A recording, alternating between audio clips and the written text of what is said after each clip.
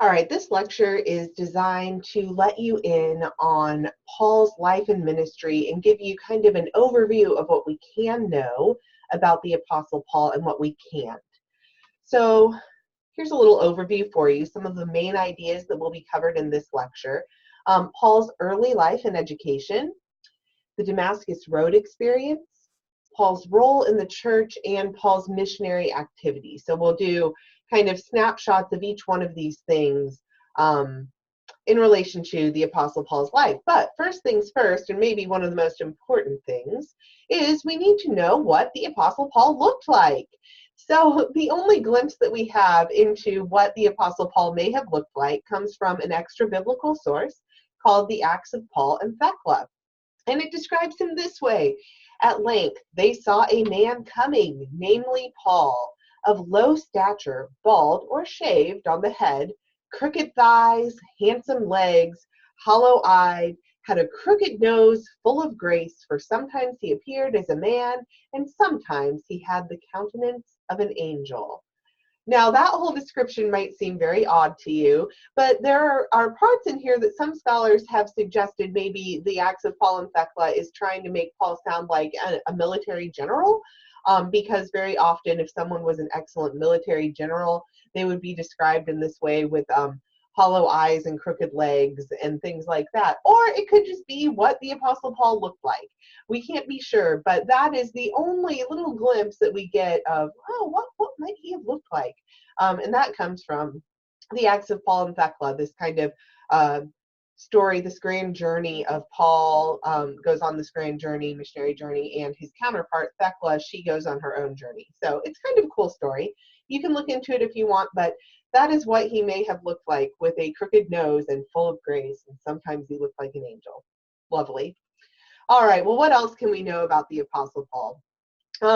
We know that the Apostle Paul he was from Tarsus, and he likely did a lot of his growing up there. Now, Tarsus was a place outside of Judea.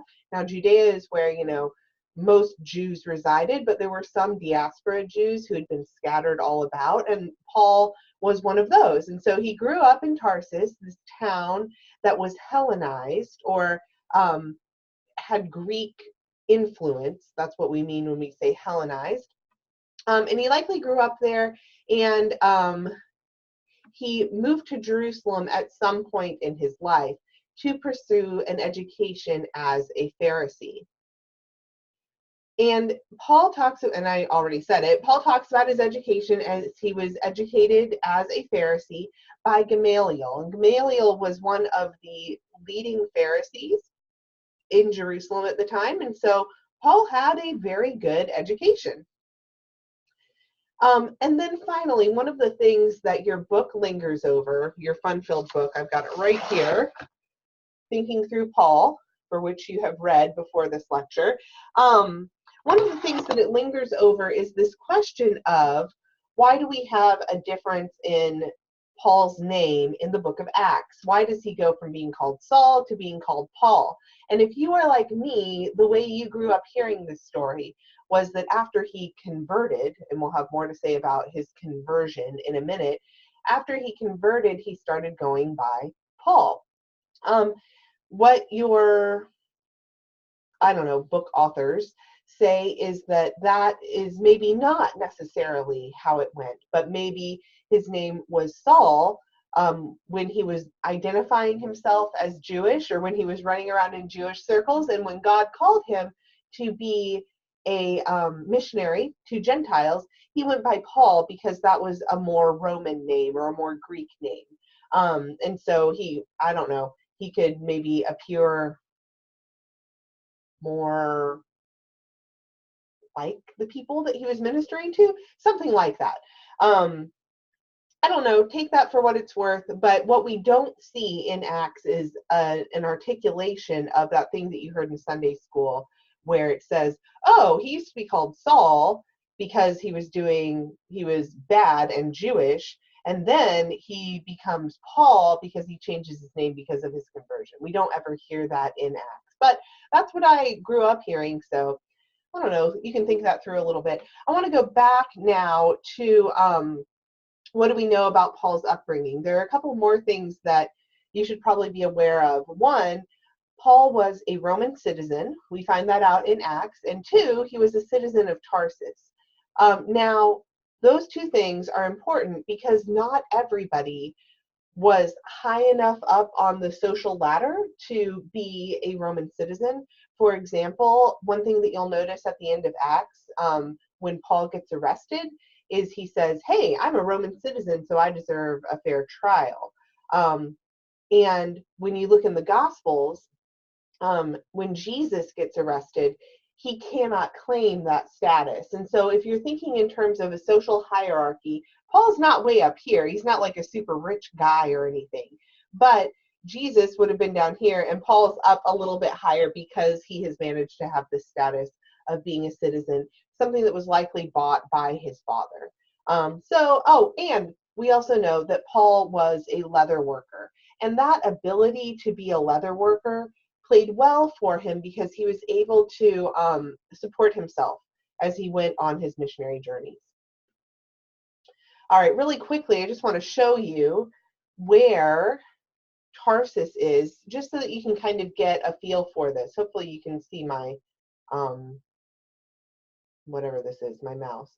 So we have Jerusalem all the way down here, and it's in the realm of Judea, where a lot of the good Jews live. But Paul is from Tarsus, which is all the way up here, in this more Hellenized area.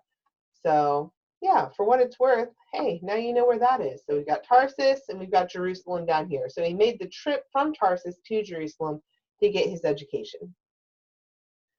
All right, the next thing that you need to know about Paul is he has this Damascus Road experience, and it's recorded for us in a couple of different places. Paul talks about it in some places, and then in Acts, we also have a glimpse of it. What was Paul doing before this Damascus Road experience? Well, he was persecuting Christians. He saw himself likely in the line of, your book said, Phineas and Judas Maccabeus and Elijah. So these people who were very, very zealous within Judaism and wanted to root out all of the evil. And so Paul was a persecutor of the church. And then we have to ask this question: how does Paul himself describe this event? Because one of the things that we see most frequently is that we look to Acts to hear about this event, right? That's where you usually go. But Paul didn't write Acts. Luke wrote Acts. And so if you want to hear what Paul has to say in his own words, you can read in 1 Corinthians 15. It says this: last of all, as to one untimely born, he also appeared to me. So Paul is talking about his apostleship here and how he has also seen the risen Christ. For I am the least of all of the apostles, unfit to be called an apostle, because I persecuted the church of God. But by the grace of God, I am what I am. And his grace toward me has not been in vain. On the contrary, I worked harder than any of them, though it was not I, but the grace of God that was with me. Whether then it was I or they, so we proclaim, and so you have believed. And so that's Paul talking about his own experience. He says, I'm not like a usual apostle who walked around with Jesus, but Jesus did appear to me. I was persecuting the church of God, and now I have worked really, really hard to be an apostle, sort of thing. And then we have again, he talks about it in Galatians 1:11 through 17. It says, for I want you to know, brothers and sisters, that the gospel that was proclaimed by me was not of human origin, for I did not receive it from a human source, nor was I taught it, but I received it through Jesus Christ. And so this gospel that he's preaching, he didn't get it from like Peter or someone like that. He received it directly from Jesus. He goes on and he says, you've heard no doubt of my earlier life in Judaism. I was violently persecuting the church of God, and I was trying to destroy it. I advanced in Judaism beyond many among my people of the same age, for I was more zealous for the traditions of my ancestors. So he's a very good Jew, right? He's talking about himself. He's like, man, I was an awesome Jew. But when God, who had set me apart before I was born, called me through his grace, was pleased to reveal his son to me or in me. We'll talk more about that when we get to Galatians. So that I might proclaim him among the Gentiles, I did not confer with any human being, nor did I go up to Jerusalem to those who were already apostles before me, but I went away at once to Arabia, and afterwards I returned to Damascus. So he's on his way to Damascus, and he has an encounter with Jesus, and he looks back to this time, and he sees it as a time in which he received the gospel, and the gospel that he was to proclaim to the Gentiles. And then here is something kind of interesting that I'm going to have you look into more when you go to your discussion board. How should we characterize this Damascus Road experience? There are a couple of different options.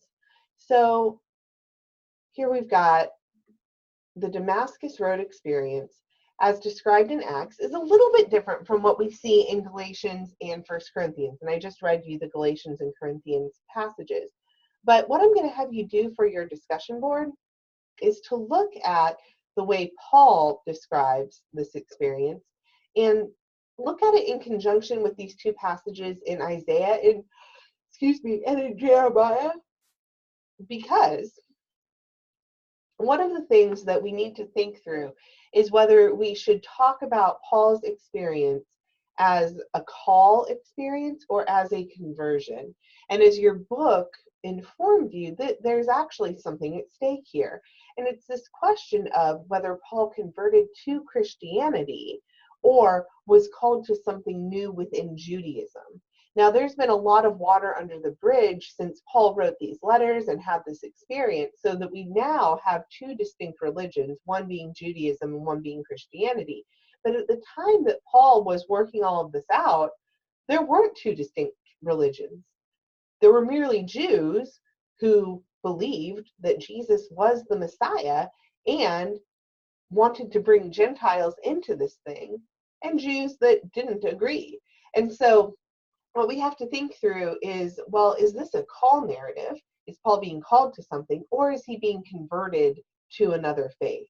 And so I'm going to have you do that, answer this question in your discussion group, or on the discussion board, rather. I think I've got one last slide for you, though. After this experience, we know that there were several years where Paul was kind of figuring things out. So the Damascus Road experience happened in the 30s. But then Paul doesn't really embark on any letter writing or any missionary activity until closer to the late 40s, early 50s. And so we've got kind of a lag in there. But what we do know is once Paul did start going on these missionary journeys,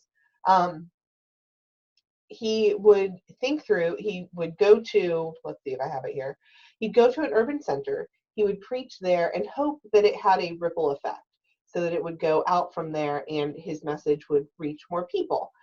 He also held his travel plans loosely, and he was willing to change his travel plans if he needed to. Let's see. He would go to synagogues. He would preach in like open air markets. He would go to house churches. And one of the things that your authors bring up is that these churches that Paul found were probably not larger than like 50 people, because you had to be able to fit into a house. And so once folks got kicked out of the synagogues and could no longer worship there, maybe because they were Gentiles or because the Jews were like, no, this whole Jesus thing that you have going on, we're not buying it, they would go to houses and have house church. And so these were small congregations that Paul would found, and then he would move on to somewhere else. Yeah, I think that's about it. All right, have fun doing your discussion board, and I will get back together with you to talk about Thessalonians.